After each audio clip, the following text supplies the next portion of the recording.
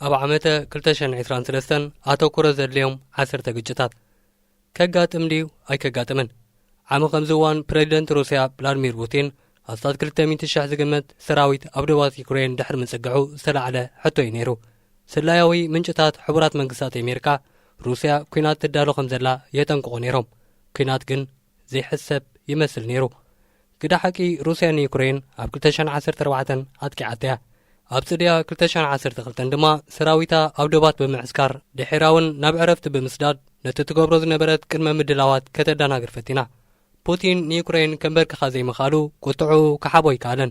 ንልኡላውነትን ሃገራዊ መንነትን ዩክሬን ብዕሊ ከጥቅዕ ጸኒሑ። ኒውክለራዊ ኣጽዋር እትውንን ሃገር ንጎረቤታ ብወራር ክትሕዝ ብምህንዳዳ ኪኖ ኣብ ልዕሊ ዩክሬን ዝወርድ ዕንወት ኣብ ልዕሊ ኣህጉራዊ ጉዳያትን ሕጋጋትን ጸቕጢ ዝፈጥር እዩ። ኣብ ልዕሊ ሩስያ ወሪዱ ዘሎ ዕንወት እውን ቀሊል ኣይኮነን። ውጽኢት ናይቲ ንዩክሬን ከንበርክኽ ንምዕራብ ከዳኽም ከምኡውን ንክረምሊን ከደላድል ተሓሲቡ ዝተጠጀአ መጥቃዕቲ ብኣንጻር እዩ ዘሎ። ሃገራውነት ዩክሬን ሰማይ ክበጽሕ እንከሎ እታ ሃገር ናብ ኤውሮጳ ብዝያዳ ቐሪባ። ኣብ እዋን ዝሑል ኲናት ጽልዋ ማሕበርነት ክጐድልን ጸጥታ ኤውሮጳ ከውሕስን ዝቖመ ኔቶ ፖሊስኡ ብምኽላስ ንሽወደንን ፊንላንድን ናይ ምጽምባር መስርሕ ጀሚሩ ይርከብ። ምጽምባር ናይዘን ሃገራት ናብ ኔቶ ሩስያ ምስ ኣባላት ኔቶ ዝህልዋ ዶባት ብዕስፊ ብምብራኽ ኣብ ሰሜን ኤውሮጳ ናይ ለውጢ ሓይሊ ሚዛን ከስዕብ ምዃኑ ይግመት። እቲ ውግእ ናይ ምውዳእ ምልክታት የብሉን። ቁጠባ ሩስያ ብምዕራባውያን ሃገራት ዝተገብረሉ እገዳታት ናይ ምጽዋር ብቕዓት የረአ ኣሎ። ሩስያ ምስ ዩክሬን ዘሎ ጉዳይ ብስነ መጐት ሓይሊ ከም እትፈትሖ እያ ተኣምን። ምናልባት እውን መቐተ ዩክሬን ንሩስያ ዘሰንፍ እንተመሲሉ ፑቲን ከም ናይ መወዳእታ ኣማራጺ ኒውክለራዊ ኣጽዋር ክጥቀመሉ ዘይክእለሉ መንገዲ የሎን። ስለዚ ኣብ ዩክሬን ዘጋጥም ጌጋ ቅማረ ንሃገራት ምዕራብን ሩስያን ናብ ዘይተሓስበ ግጭት ከምርሐን ዘለዎ ተኽእሎ ልዑል እዩ። ኩናት ዩክሬን ንቻይና ሕማም ርእሲ ኮይኑዋ ዘሎ ጉዳይ እዩ። ሽዑ እኳ ሺጂፒንግ ንፑቲን ብዕሊ ደገፉ ይሃቦን ኣብ መንጎ ዘን ሃገራት ዘሎ ንግዲ ንሩስያ ካብ ሳዕቤን ናይቲ ብምዕራብ ዝተነብረላ እገዳታት እንተፋኾሰላ ቤይጂን ንዋታውን ወታደራውን ሓገዝ ንሩስያ ክትህብ ኣይተራእየትን። ቤይጂን ንሩስያ ቤና ክትድግፍ ኣይትደልን። ከምኡውን ስምዕ ሰላም ክትፍርም ከተገድዳ እውን ኣይትኽእልን። ብኻልእ ወገን ድማ ነቲ ኹናት ብምድጋፍ ምስ ምዕራባውያን ኣብ ዘይተደለየ ቁርቁስ ክትኣትውን ባህጊ የብላን። ኣሜሪካ ምስ ሃገራት ኤስያ ትገብሮ ዘላ ጥቡቕ ናይ ምክልኻል ስምምዓት ብሻቑሎት እናተዓዘበት ትርከብ ቻይና ውግእ ዩክሬን ኣብ ልዕሊ ታይዋን ተመሳሳሊ ስጉምቲ ንኸይትወስድ ከየተባብዓ ሻቑሎት ናይ ኣህጉራዊ ማሕበረሰብ ዓለም እዩ ነይሩ። እንተኾነ ግን ቻይና ንኸምኡ ዓይነት ስጉምቲ ሁርክ ክትብሎ ይደለየትን። ኣብ ቀረባ መጻእ እውን ትመርጾ ውሳነ ይመስልን። ብተወሳኺ ኣብ ልዕሊ ሩስያ ዝዘነበ ማዕበል እገዳታትን ናይ ሩስያ ፍሽለት ኣባይታን እኹል ትምህርቲ ኮይኑዋ ኣሎ። ኩናት ሩስያን ዩክሬንን ነቲ ንዝመጽእ ዕቁዳት ኣብ ላዕሊ ዝኸውን ዝምድና ቻይናን ኣሜሪካን ዝቕይሮ ነገር ይርቦን። ምብጻሕ ኣፈ ጉባኤ ባይቶ ኣሜሪካ ናብ ታይዋን ኣብ ናሓሰ ናይ ዝሓለፈ ዓመት ኣብ መንጎተን ክልተ ሃገራት ዝነበረ ወጥሪ ሰማይ ኣብፂሕዋ እኳ እንተነበረ ድሕሪ 3 ወርሒ መራሕተን ተራኺቦም ዝርርብ ክቕጽል ብምስምዖም ሩፍታ ዝፈጥር እዩ። ፖሊሲ ጉዳያት ወፃኢ ናይዘን ሃገራት ብውድድር ዝተመልአ እኳ እንተኾነ ቁጠበአን ኣብ ሓድሕድ ዝተመርኮሰይ። ውግእ ዩክሬን ዘነጸሮ ሓቂ እንተሎ ተራዘይ ምዕራባውያን ማእከላይ ደረጃ ዘለዎም ሓይልታት እዩ። ነዊሕ ዓመታት ኣብ መንጎ ኣባልነት ኔቶን ምስ ሩስያ ዘለዋ ዝምድና ንምዕቃብን ኣብ መንጎ ተቐርቂራ ትርከብ ቱርኪ ምስ ውድብ ሕቡራት ሃገራት ብምዃን ስርና ዩክሬን ብመንገዲ ጸሊም ባሕሪ ናብ ዕዳጋታት ዓለም ንኽበጽሕ ኣብ ምስማዕ ዓብ ተራ ተጻዊታ። እዚ መቐጸልታ ናይቲ እታ ሃገር ኣብ ሊብያ፣ ደቡብ ካውካስን መሸጣ ድሮንን ክተርእዮ ጸንሐት ዘይተጻዕድነት እዩ። ንስዑድ ዓረብ ሃንደበታዊ እገዳታት ምዕራብ ኣብ ልዕሊ ነዳዲ ሩስያ ጉልቡብ ምረቓ ይኾይኑዋ። ብጉዳይ ቅትለት ጋዜጠኛ ጀማል ካሾጊ ምስ ወራሲ ዓራት መሐመድ ቢን ሳልማን ተጐራፊቱ ዝነበረ ጆን ባይደን ከይተረፈ ናብ ስዑድ ዓረብ በጺሑ። እታ ሃገር ንዝተፈጥረ ሕፅረት ነዳዲ ንኽትምልእ ፍርያት ንኽትውስኽ ንኽሓትት ዘቐሰበ ተርእዮ እዩ ነይሩ። እንተኾነ ግን ዘይከም ትጽቢት ኣሜሪካ ሪያድ ምስ ካልኦት ኣፍረይቲ ነዳዲ ብምስማዕ ዘፍርዮ ዓቐን ከይወሰኻ ዋጋ ነዳዲ ሰማይ ክሰቕሎ ወሲነን።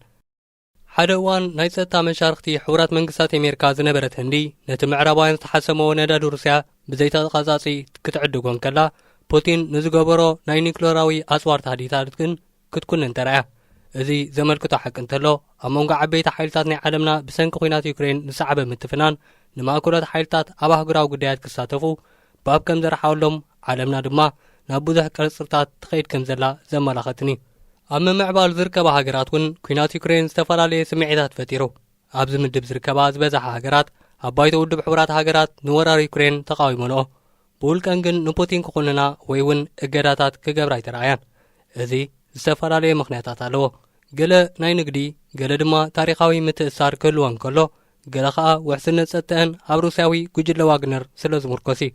ነቲ ናይ ኤውሮጳ ውግእ ኢለን ዝሓስብኦ ዋጋ ምኽፋል ወይ ጸግዒ መሓዝ ከመንጻር ረብሓታትን ዝጥምቶ እውን በዝሓ። ኣብ ልዕሊ ምዕራብ ዘሎ ዘይዕግቡነት እውን ናቱተር ኣለዎ። ንዩክሬን ዝተዋህበ ደገፍን ኣተኩሮን ምስ ካልእ ክነጻጽር እንከሎ ንድርብ ዕያር ምዕራባውያን ዘንጸባርቕ እዩ። ዝበዝሑ መራሕቲ ኣብ ምዕባል ዝርከባ ሃገራት እገዳታት ሃገራት ምዕራብ ኣብ ልዕሊ ሩስያ ንቁጠባ ዓለም ንድሕሪት ይጎቶ ከም ዘሎ ይሰማምዑ። ካብ ኤውሮጳ ወጻኢ እቲ ዝዓበየ ሳዕቤን ናይቲ ኩናት ቁጠባዊ ቅልውላው እዩ። ካብቲ ዝሰዓበ ወራር ዝሰዓበ ፋይናንሳዊ ምቀት ነቲ ብኮቪድ-19 ተረኽሚሹ ዝነበረ ዕዳጋታት ዓለም መሊሱ ጋዲድዎ። ናህሪ ዋጋታት ነዳድን መግብን ንኽብሪ መነባብሮ ነዳድ ወሲኽሉ።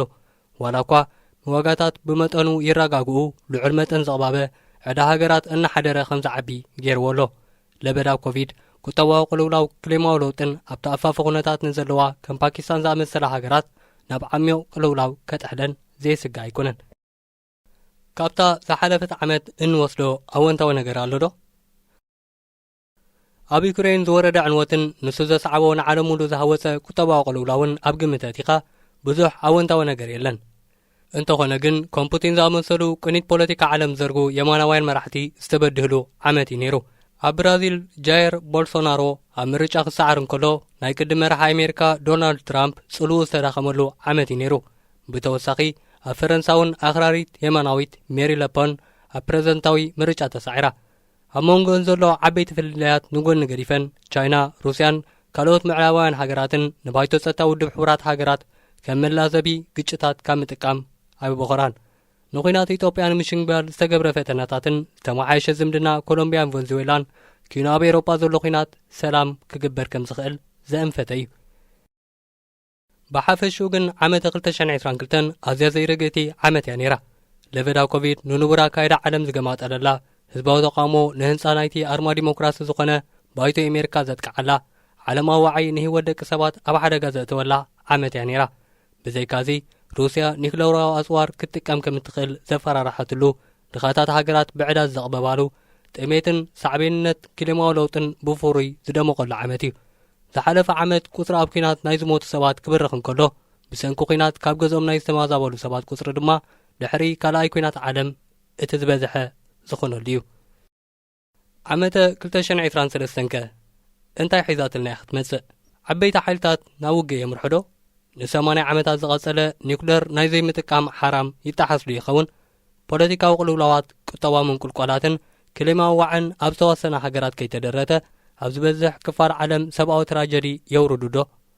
ርጉፅ መልሲ ክትበሉ ዝከኣል እኳ እንተዘይኮነ ንሕሉፍ ተመክሮታት ኣብ ግምት ኣእቲኻ ጠቕላላ ከጋጥሙ ኣይኮሉን ዝብል መደምደምታ ክወሃብ ኣይከኣልን።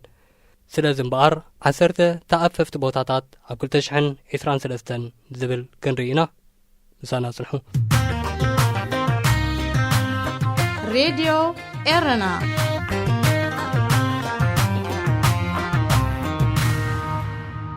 ዩክሬን ካብ ሩስያ ዝተፈነወላ መጥቃዕቲ ሳላበቲ ካብ ምዕራባውያን ሃገራት ዝተመጠወላ ኣጽዋርን ጅግንነት ናይ ህዝባን ትምክቶላ። እቲ ኩናት ግን ኣብ ቀረባ ዝዛዘም ኣይመስልን። ሩስያ ኣብ ለካቲት 2022 መጥቃዕቲ ክትፍንን ከላ ንዩክሬን ብቐሊሉ ኣብ ትሕቲ ምቁፅጻራ ብምእታው ምእዙዝ መንግስቲ ንምትካል ኣንቂዳ እያ ተበጊሳ። እዚ ቅማሬ ግን ኣብ ባይታ ክሰርሕ ኣይከኣለን። ድኹም ምድላው ሩስያ ጽኑዕ መኸተ ዩክሬን ንፍሽለት ናይቲ ትልሚ ምኽንያት ዝኾኑ እዮም። ካብ ርእሰ ከተማ ዩክሬን ተደፊያ ዝወፀት ሞስኮ ንሓይልታታ ካብ ምብራቕን ደቡብን ናይቲ ሃገር ከተዕስክሮም ተገዲዳ።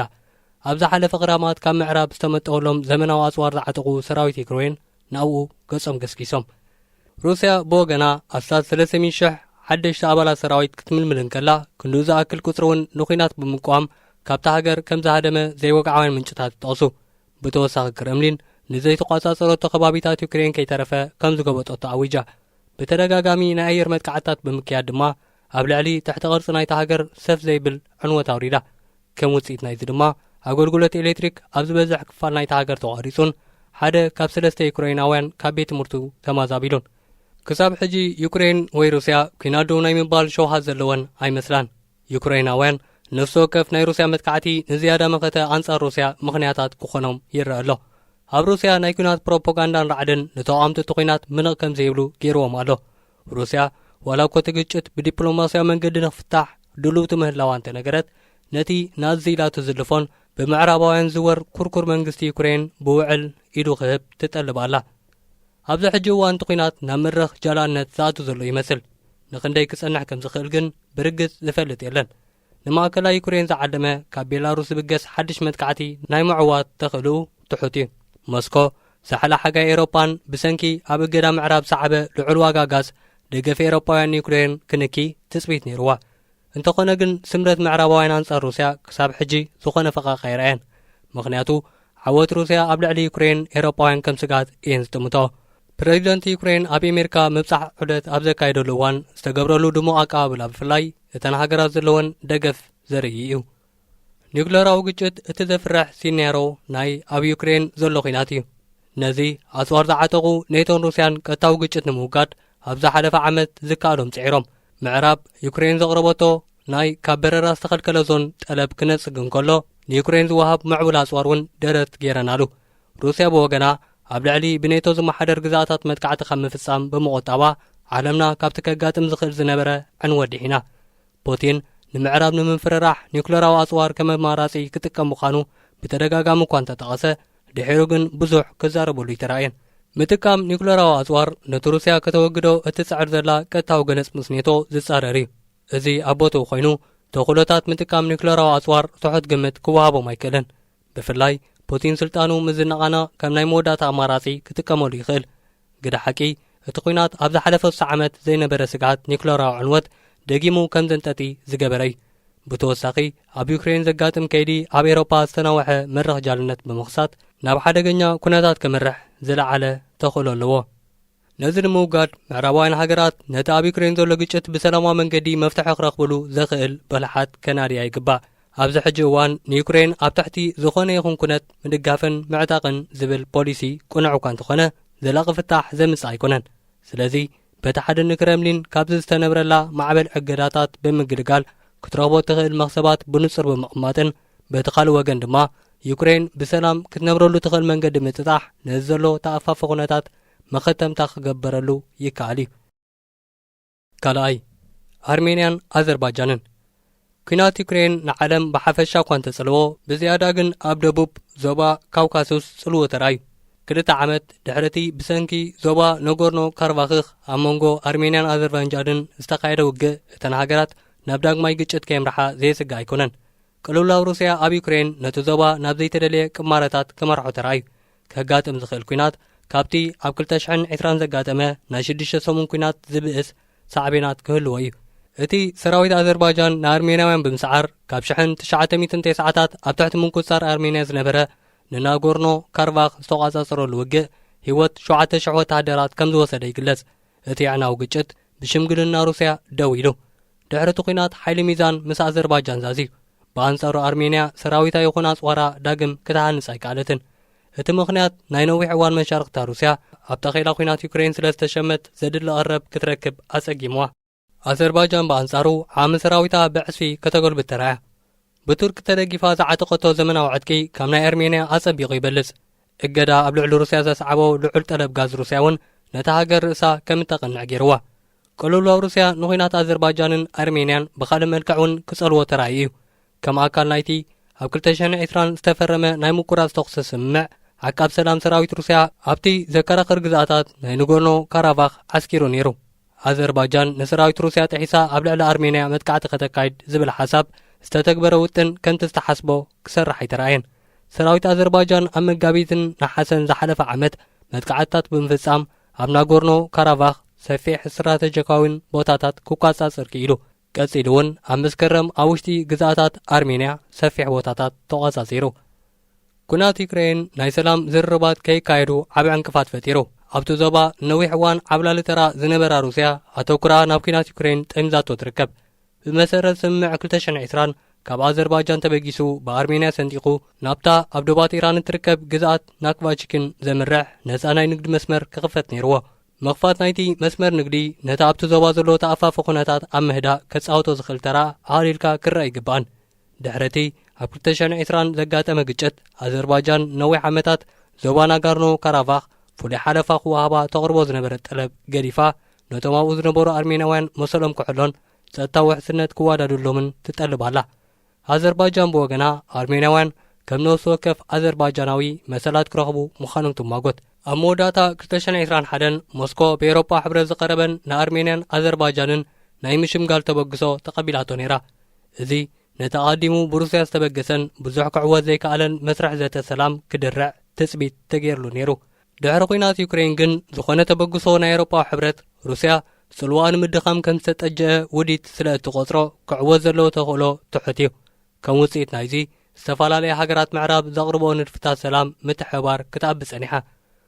ኣብዚ ሕጂ እዋን ክልተ ናይ ሰላም ንድፍታት ኣለዉ። ቀዳማይ ብሩስያ ዝተዳለወ ክኸውን እንከሎ እቲ ኻልኣይ ድማ ኣዘርባይጃንን ኣርሜንያን ብሓገዝ ምዕራባውያን ዘዳለወ እዩ። ክልቲኡ ንድፍታት ኣብ ንግድን ሰላምን ናይ ዶባት ክልቲአን ተጻረርቲ ሃገራት ዕጫናይቶም ኣብ ናጋርኖ ካራባኽ ዘለዉ ኣርሜናውያንን ዘጠቓልል እዩ። እቲ ብደገፍ ሃገራት ምዕራብ ምሰን ሃገራት ዝማዕበለ ንድፊ ክዕወት ዘለዎ ተኽእሎ ልዑል እዩ። ምኽንያቱ ብኸፊሉ እተን ኣብ ቀጥታዊ ረስሚ ዘለዋ ሃገራት ኢደን ስለ ዝሓወሳሉ። ምስ ዕወት ሩስያ እንታይ ዓይነት ግብረ መልሲ ክትበሉ እያ ግን ዝተፈልጠ የለን። በዚ ኾይኑ በቲ ኣዘርባይጃን ካብ ክልቲኡ ንድፍታት ሰላም ተረባሒት እያ። ካብቲ ብወታደራዊ መዳይ ዝረኸበቶ ዓወት ብዲፕሎማሳዊ መንገዲ እውን ካብኡ ዘይተርፍ ረባሓታት ክትረክብ እያ። እቲ ዝዓበየ ሻቑሎ ዝፈጥር ጉዳይ እዚ ዘሎ ንድፍታት ሰላም መዘይዕወት እተን ሃገራት ናብ ወታደራዊ ረስሚ ከይምለሳ እዩ። ካልኣይ ክፋል ይቕጽል። ኣዳላዊ ነቢል ሃኒባል